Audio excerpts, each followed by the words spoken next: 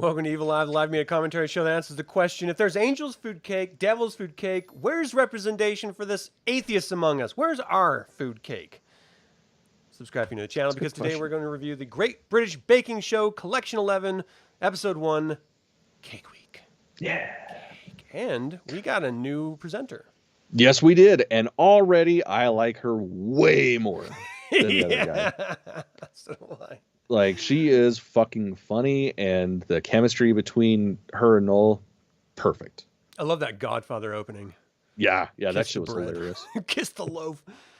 Or he's like, I put the breadstick in his bed like you said. Those crumbs will be there forever. I won't get a good night's sleep. It's just like, oh, awesome. How fun. Yeah, I thought she was a good addition, too. I mean, it did seem like Noel was like sort of falling over himself to try to endear himself to her, but I guess she's like a big presenter in the UK. I just don't know anything about her, so it was a surprise to me. Does our UK friend watch this? I don't know. Does he like baking? I don't know. I'm not sure. It seems like he probably wouldn't like fun things. Okay, Just kidding. we can move on. So ultimately, British Baking Show, if anyone's not familiar, it's a bunch of people come in a competition. They get voted out every week. And then, of course, during each episode, they have 3 different contests, as it were, to determine whether or not you're going to be the star baker or you're going to be let go from the series. And this, at the very beginning, no one knows anyone yet. And so we're really just getting first impressions. Not only do we have a new host, but of course, it's a whole new group of contestants. And it's hard to focus on this many people as everything is happening. And there's some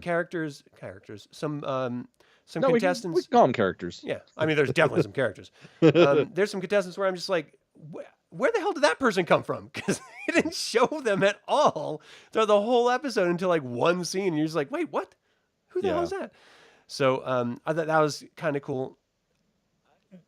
I mean, standouts, just as far as before we get to baking, are there any people in this that sort of stand out to you? I don't know their names yet, but I mean, yeah, I don't know the names either. I mean, the guy that got let go, yeah, he definitely, because I mean, he's a giant. The Scottish lady, I fucking love her. I'm really glad Beaver. she didn't go. And god damn it, that was the best part of the show, was just the Beaver jokes. It's so goddamn good. So funny. I don't give a shit that I'm a child and think that's hilarious. Like, Everyone did. It was great. Yeah. And then Prue finally catching on and then leaning into it. It's like, God, this is perfection. This is why television was made. Well, I'm sitting here like wondering, why don't they do this more? Because it makes it so much more entertaining. I mean, it's already meditative for me. Like, it's one of those things where I like this and This Old House are 2 shows that I watch and I just feel good. I just sort of meditate and don't think about anything else and just sort of zone out. But you throw in a little adult humor, it's a whole nother dimension. Like, I'm totally down for it. Yeah. For me, they were focusing a lot on the deaf girl, which I don't know why, because she wasn't Star Baker. She didn't particularly do that well either. It's just that she's different. She wasn't bad. Yeah. She was just like right in the middle of everything. But and I mean, is it just so shallow? Is that, well, we have a sign language person here because she's here, so let's just show her. Is it as shallow as that? It's just, one of those representation things, maybe. Who knows? Yeah. I feel like, it's great on them to go, take the high road, but every single comedic act I've ever seen where there's an well, obviously there's not going to be an ASL translator here, but a sign language translator. Once the person that everybody's paying attention to catches on to that, they just say the dumbest shit just to see what that's and I feel like they really missed an opportunity with doing that. Like, we could have all learned English Sign Language, at least like the swear words or funny things. Exactly. And that's a shame. It could have been better. Yeah, I respect that. Okay, so like, she was a standout, and I thought the guy who actually won Star Baker, his smile is like teeth for days. Dude, he's a fucking serial killer. If he is not a serial killer, then I will eat my fucking shoes. Like, he's gotta be. The whole time I was watching, I was just like, I like him. I like his smile. I like that he's self-deprecating, because it showed like a little cutscene of him like, I'm a homebrewer guy, and he like drinks his own beer. He's like, that tastes like garbage. Like, he's just self-deprecating. I always like that type of humor anyway. And the pieces that he put out, like that dog piece that he put out, dude, that was stole my heart. Well, and then the rhubarb fucking cake that he made at the very beginning with his own garden grown rhubarb. Yeah. Like that was fucking perfect. Like that was a beautiful looking cake. And because he's a engineer, right? Yeah, so it's like you could definitely see that with the construction of his stuff, like the just precise lines. Yeah, no, he's fucking great. Yeah, it looked great. And then the other standout for me personally was, and this is so reductive, but it's the Indian woman, the mom who gets the hug at the very beginning from Paul.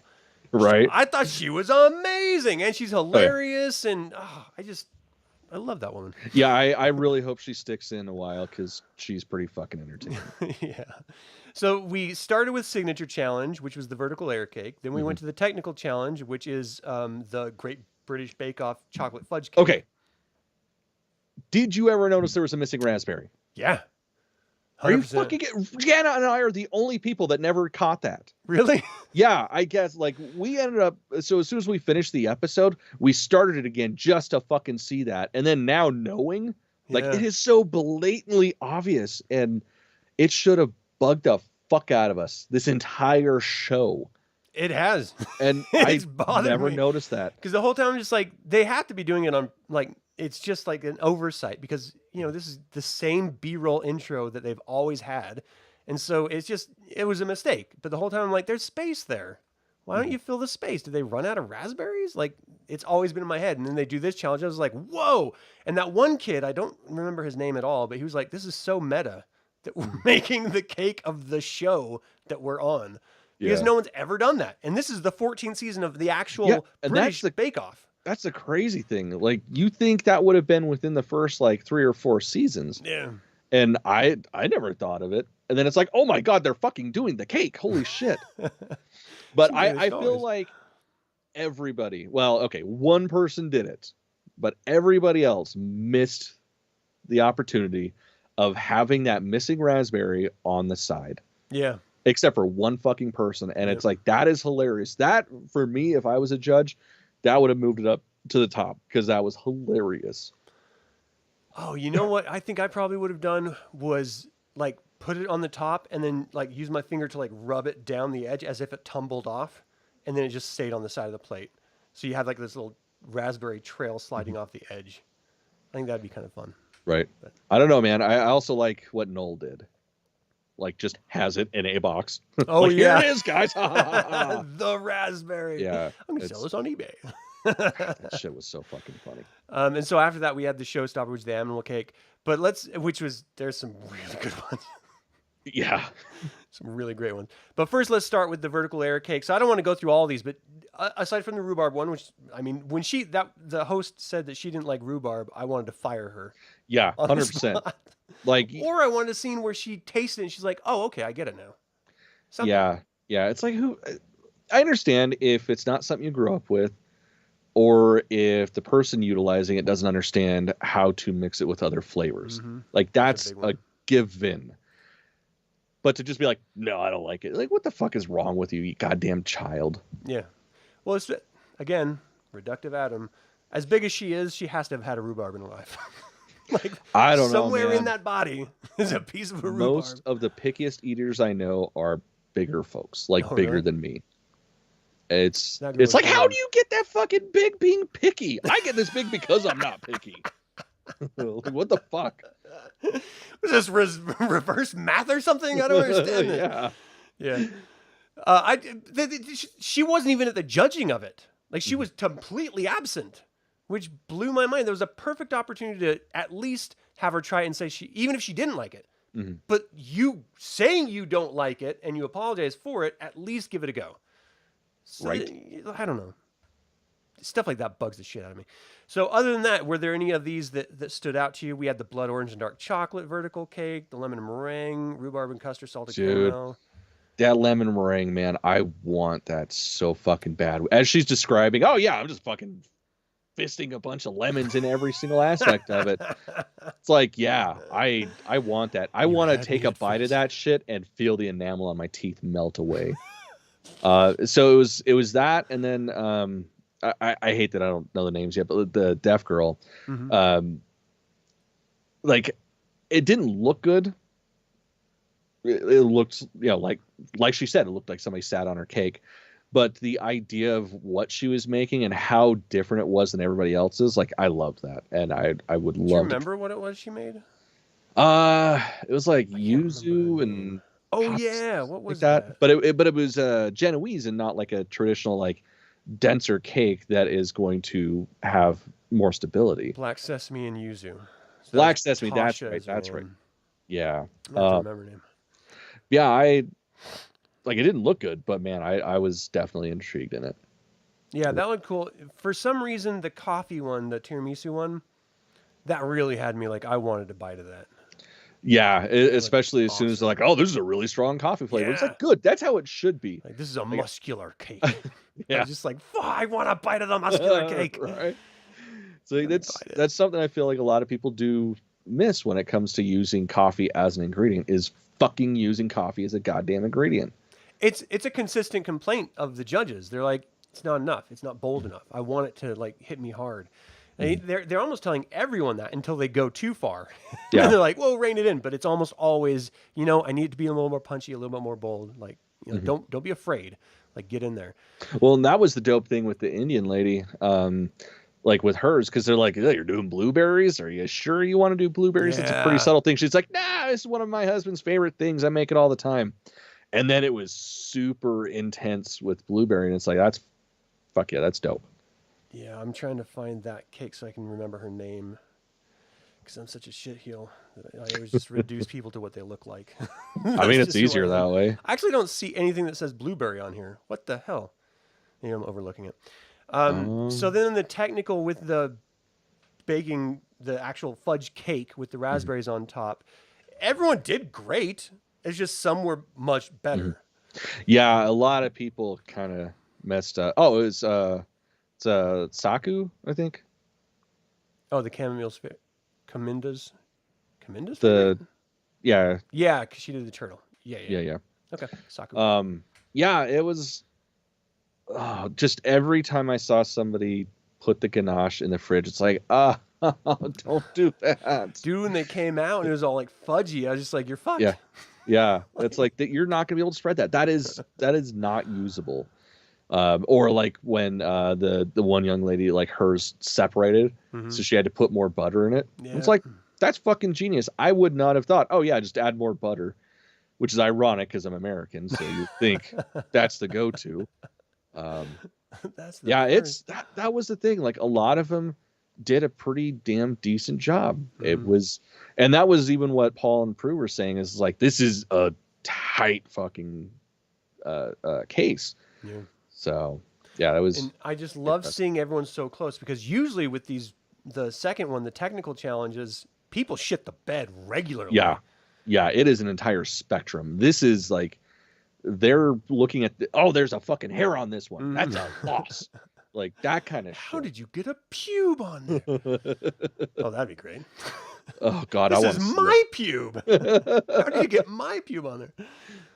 Yeah, I mean, it's usually like a total disaster and train wreck Mhm, for most people. One person might get it close, mhm. but in this one, everyone did fairly well. And, Yeah, I was surprised to see the serial killer. Now that I see him that way, he will always be the serial killer. right. Um, Dan, the serial killer, definitely kicked it out of the park. Like, he did great. And even the guy who got Mhm, eliminated was second. He did mhm. great too. So, like, the thing is his vertical layer cake was blood orange and dark chocolate. Mhm. Great, high marks. He Yeah, got second in the technical. Great, high marks. I didn't. I mean, the Orca was bad, yeah. but I It was was surprised it really was bad enough to kick his ass home. I wasn't because everybody else's was like a completely different level. Like even Yeah, the ones that yeah. were, you could argue that were a little on the kind of meh side were Mhm. still far better than his. Because like it came down to the shape, Yep. it came down to the size, And that and cake the was fact fucked. that the cake was a fucking brick. Yeah. Even after them being like, you shouldn't do this, that's gonna be bad. He's like, well, I want the stability. And Paul's like, cool, I don't know shit about baking. Yeah. Do you? Fuck me. What do I know? Yeah. Have a good one. Like, it's very rare that we see somebody tell Paul basically to fuck himself, and then he's eating his own words.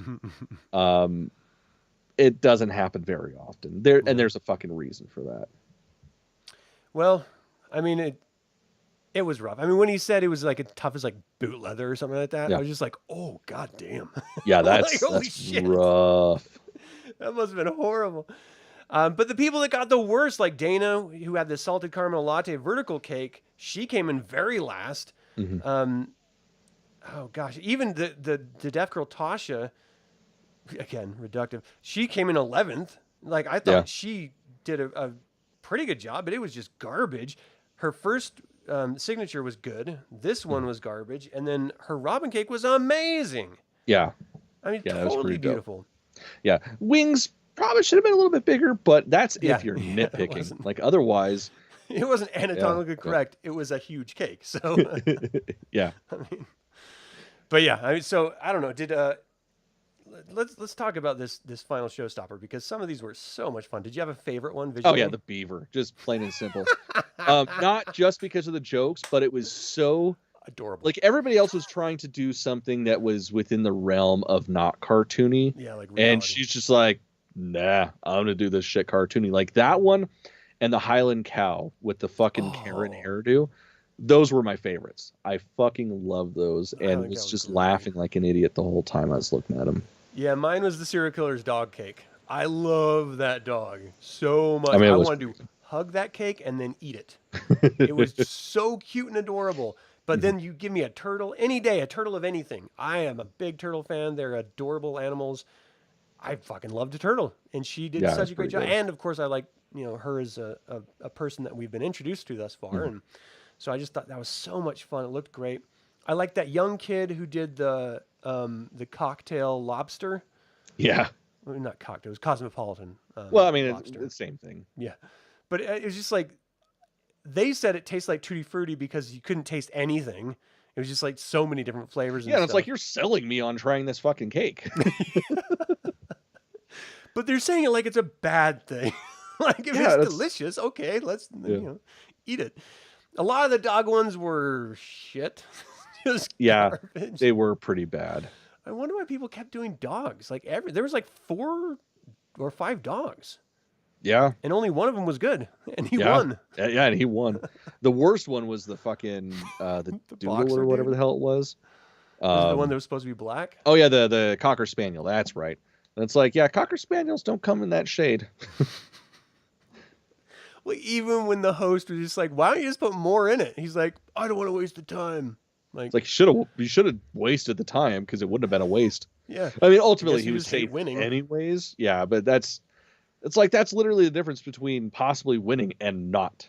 Yeah. Yeah.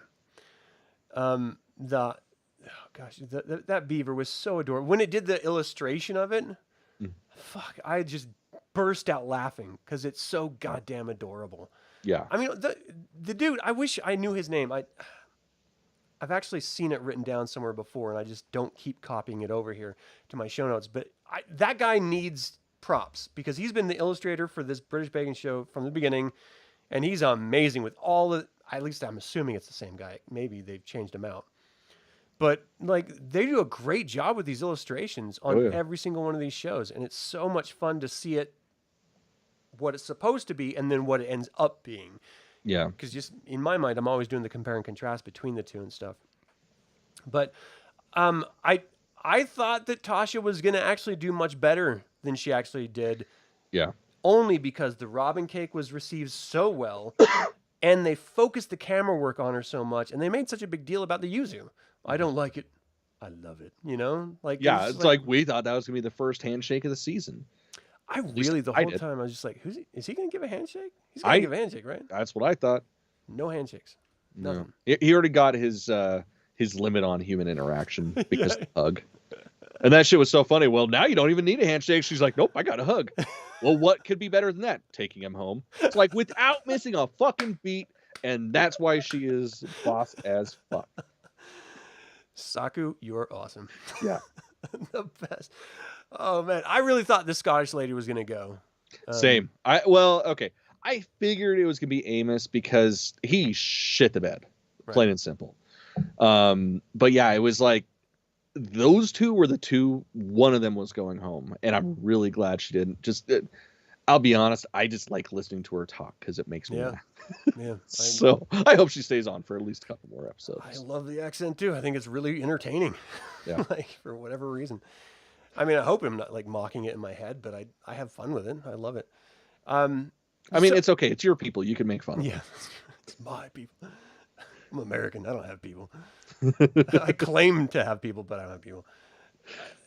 After 14 seasons, after 11 collections that we've seen in America, does British Baking Show still hold you? Like, does it still keep you going? Yeah, like I was going to renew Netflix just for this show. Oh, wow. Luckily, I didn't have to because my sister-in-law is awesome. But nice. The point still stands. Like, this is literally the only reason I have Netflix is this fucking show. Yeah, it's just, again, it's meditative. It's just a great, entertaining watch. And to see all the personalities of all these individual people and how closely they get connected so quickly because they're going through this sort of, difficult challenge for them, and how emotional they get with it, and all the laughs, and like it's joy. It's just an episode of pure joy every single week. And you get those highs and you get those really lows, and it's me gasping as if I'm walking through a haunted house or something. Yeah, straight up. It's just like, oh no, oh fuck, I got. Like I always think I just need to take a piece of coal and stick it up my ass before the show. That way, at the end, I can pull out a diamond and fucking pawn it. Because that's every time. Like, it has such a range for such a simple concept. Yeah. Like, it's a fucking baking show.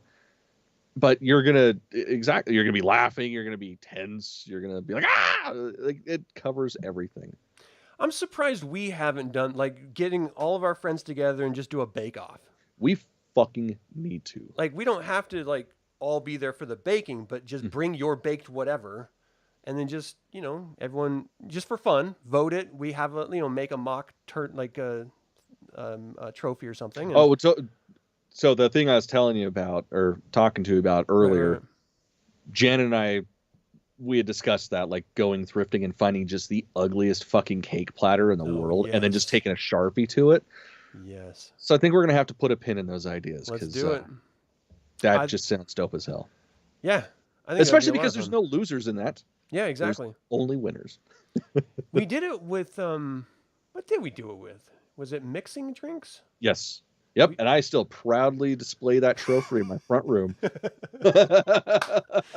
So we've done it with other things, so let's do it with the baking. Yeah, we got it. We got to do it with baking, man. Because it'd be fun.